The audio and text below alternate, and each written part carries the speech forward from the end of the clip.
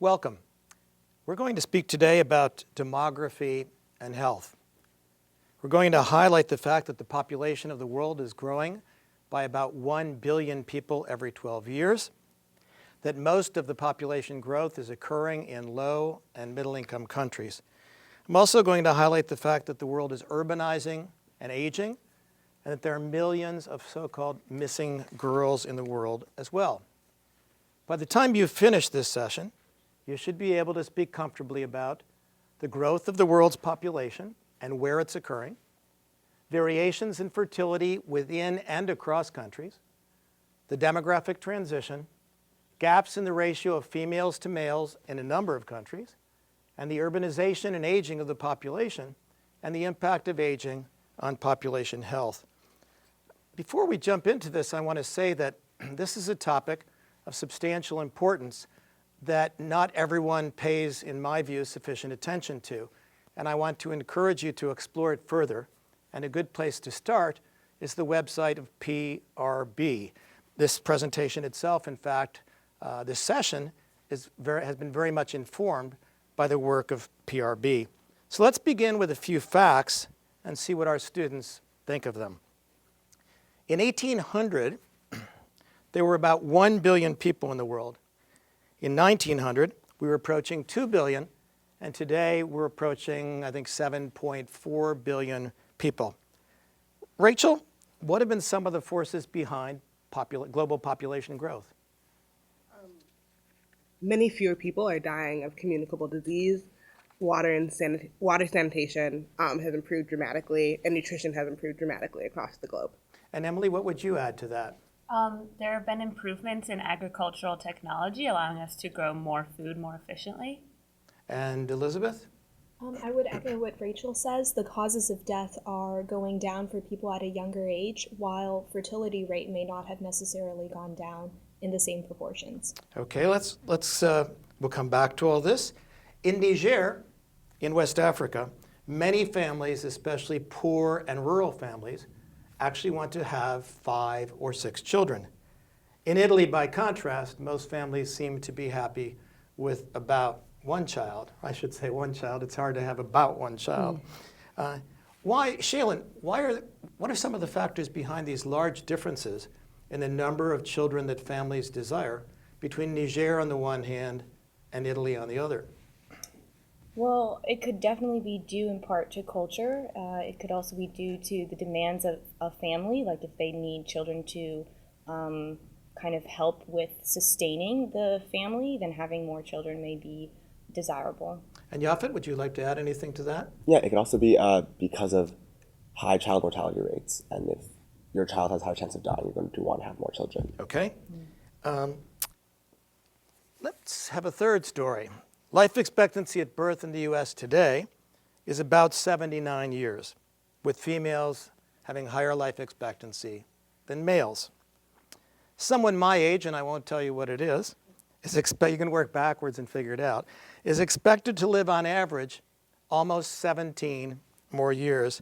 Now, this is a delicate question. I don't want you to be shy, because I hope that the point of the story will emerge. So, Elizabeth, if I might, if I'm expected to live 17 more years, how do you want me to live those years?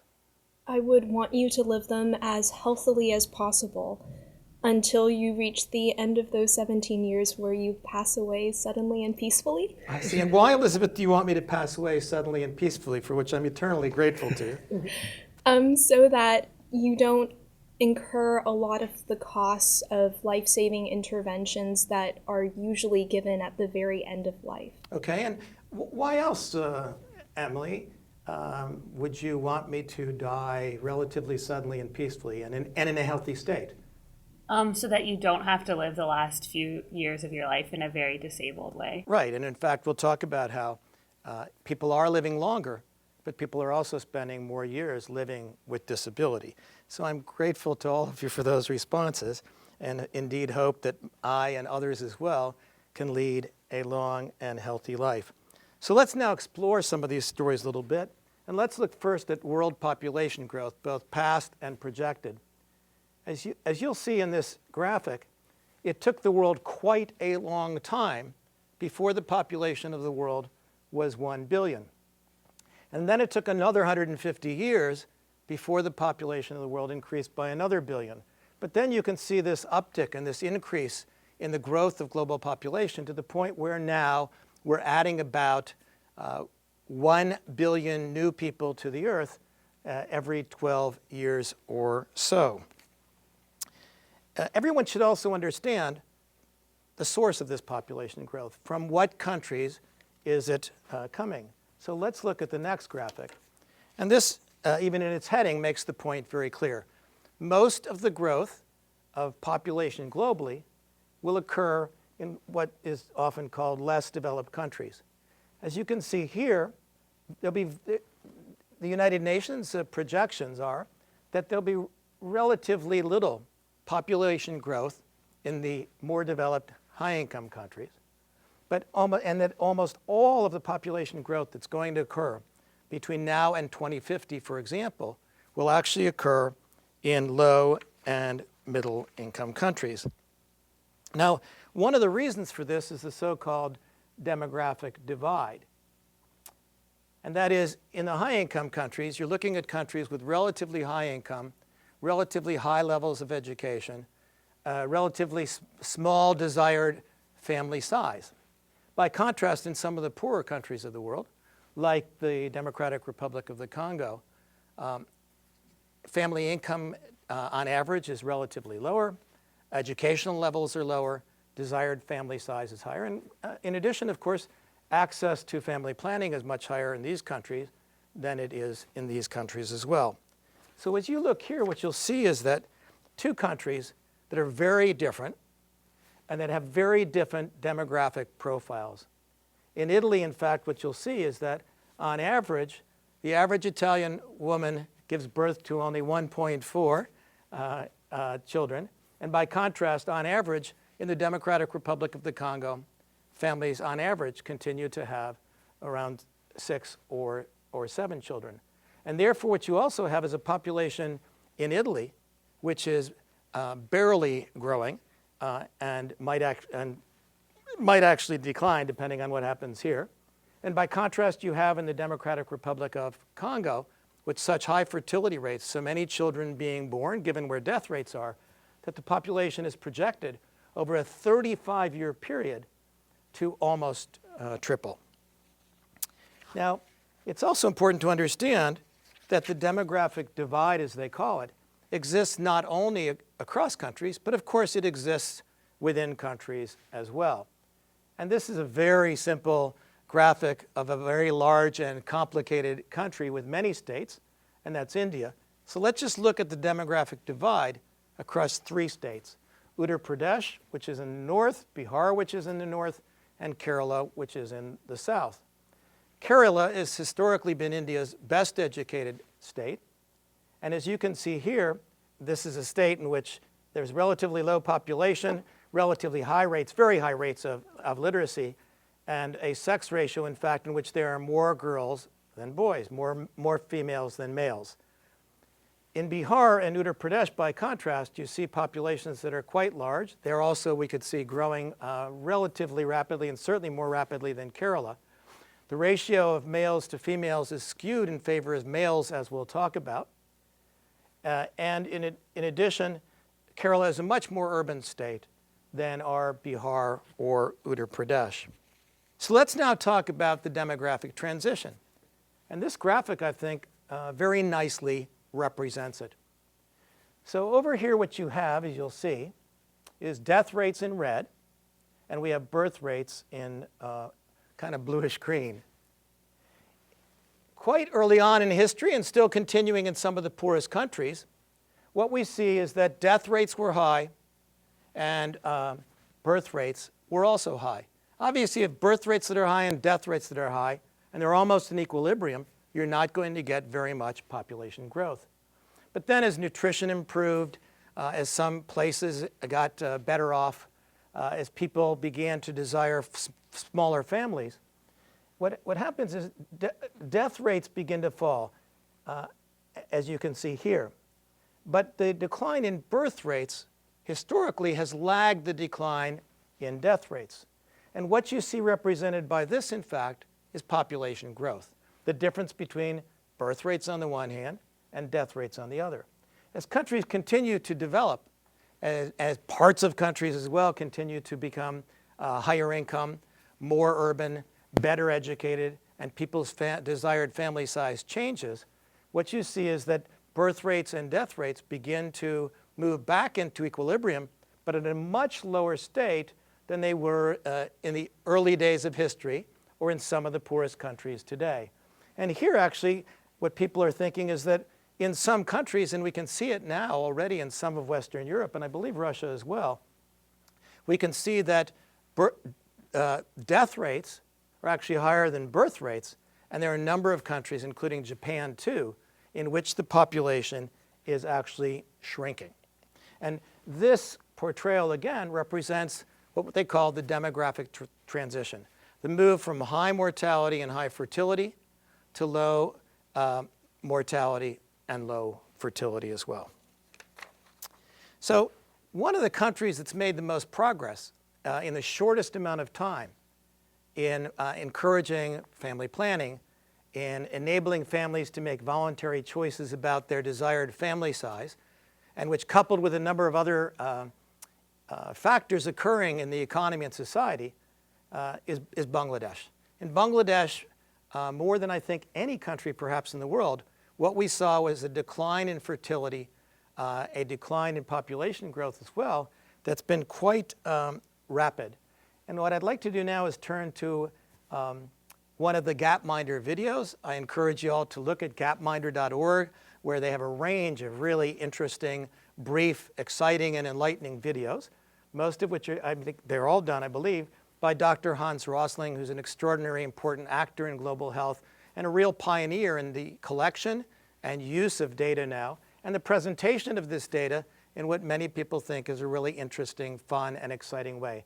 So let's roll this, and we'll watch Dr. Rosling's explanation of how Bangladesh reduced fertility and did it so quickly, and how that compared to some of the other countries in the world.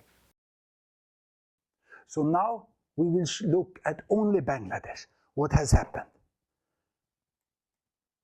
This is where Bangladesh was 1962.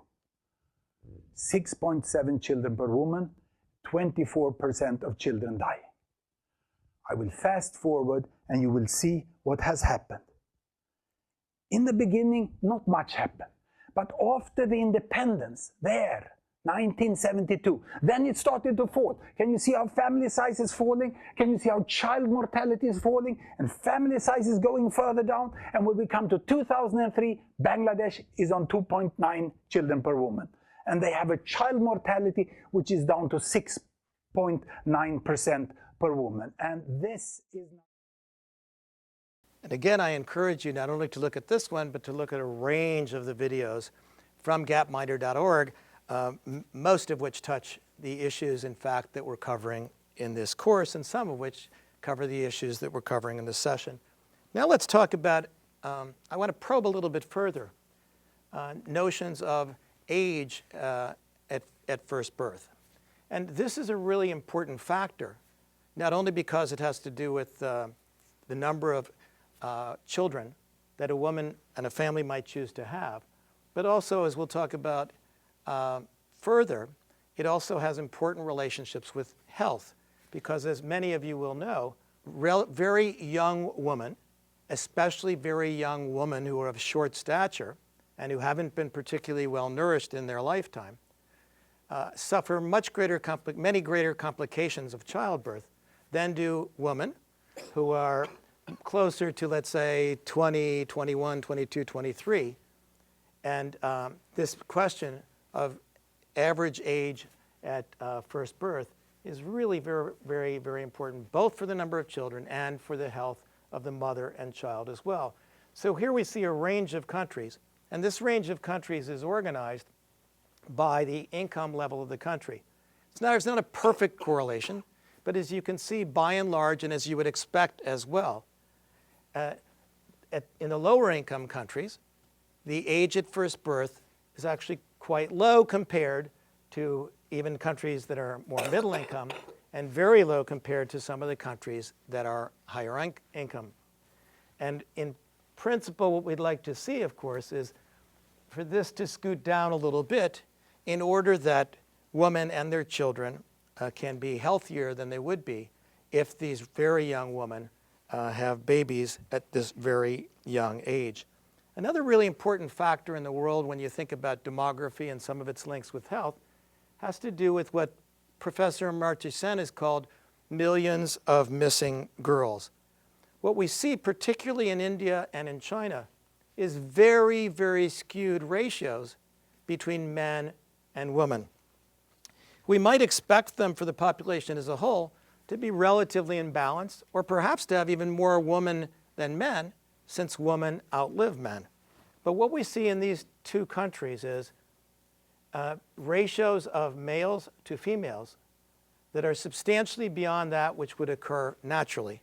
And most people attribute this to sex-selective abortion that's been occurring in both countries. Professor Sen has written about this. I encourage you to read about it. And he's talked about the phenomenon of millions of missing girls. Urbanization is another demographic factor of substantial importance. And the world is primarily urban now. And the world continues to urbanize, and we should expect it to do so. And what we see in this graphic is the share of the population which lives in urban areas, and that lived in urban areas in 1990, and how that compared to the share of the population that lived in urban areas in 2014. And you can see in all regions of the world, World Bank regions, that this is in fact going up. As you would expect, in some places, the rate of change has not been so great, but that's basically because they were already substantially urban before, as in Latin America and the Caribbean, and in Europe and Central Asia, even in the Middle East. By contrast, when you look at some of the poorer regions, including South Asia and Sub-Saharan Africa, they remain substantially rural, but the pace of urbanization in these regions as well is a very important phenomenon. In some respects, the phenomenon that has the most significance, the demographic phenomenon or factor that has the most significance on health, is a question of population aging. Aging is occurring in all countries as people live longer than they did before. And what I want to do now is, using some graphics that come from populationpyramids.net, which I encourage you to explore on your own, and I think you'll have lots of fun exploring it.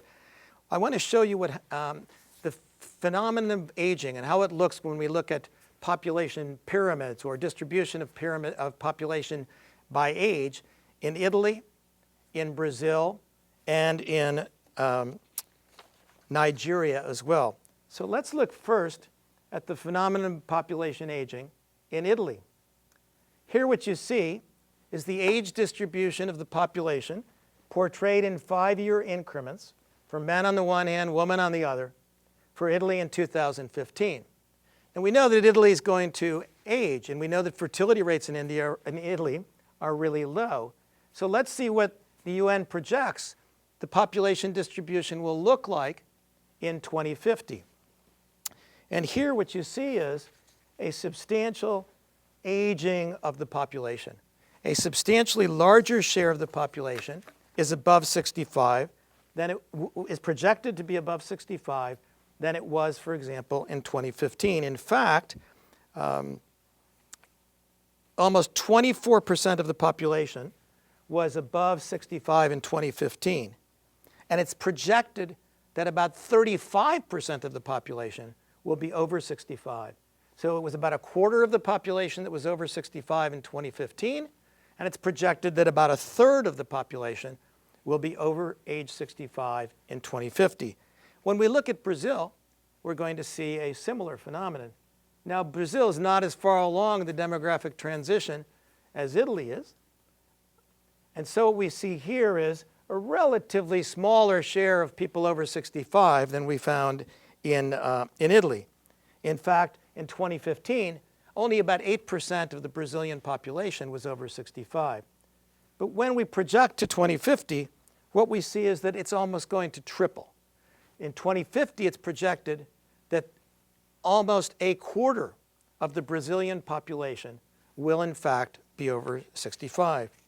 And even when we look at Nigeria, which is not as advanced as Brazil, and certainly not as advanced in the demographic transition as Italy, what we'll see is even in countries with this kind of population or demographic profile, there will be population aging.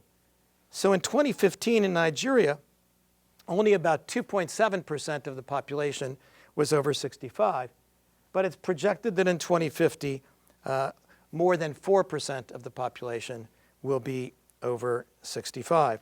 Now, let me stop for a second and probe some of my students on this. Shaylin, why should we care about this? What are some of the important implications of an aging population on health? Well, when you have an aging population that might no longer be working, supporting that population requires a lot of resources. And when you have a smaller number of people who are of working age than maybe your older population, like having a balance between people who can work to support the aging population. So one is it really can alter the so-called dependency ratio, the ratio of people who are working to the people who are not working. Rachel, why else would we care? Specifically, if I might, concerning the burden of disease, what it is that people get sick, disabled, and die from. As the population ages, the burden of disease tends to shift towards more non-communicable diseases and more illnesses that affect you later in life, like cardiovascular disease. I'm sorry. And what do older people get, for example, that younger people don't? Like what do older people die from, for example, that younger people don't? Excuse me, cardiovascular disease is one example. So older people, as we know, as people age, they tend to get health problems like heart disease, like stroke, like diabetes, for example, some of which they can live with for substantial periods of time with a fair amount of disability, and most of which go on for a very long time and require sometimes substantial interventions to help preserve their health. By contrast,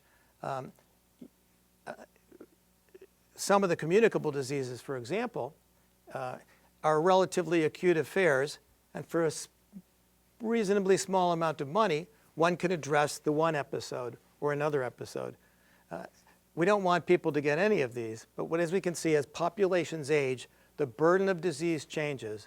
People live longer with disability from some of those diseases, and the potential costs to the population can go really up and up for caring for these people, and do so at a time when the dependency ratio is not so favorable to the country's raising the resources that it needs to care for its now aging population. So you've had a brief introduction today to some of the critical issues concerning the relationship, concerning demography in general, and concerning the relationship between demography and health. You know that the population of the world is now around 7.4 billion, and that it's growing by about 1 billion every 12 years. You know that almost all of that growth will be in low and middle income countries. You know that in low and middle income countries, women have their first birth at younger ages than they do in higher income countries. And we know that there's this phenomenon of millions of missing girls, particularly in India and in China.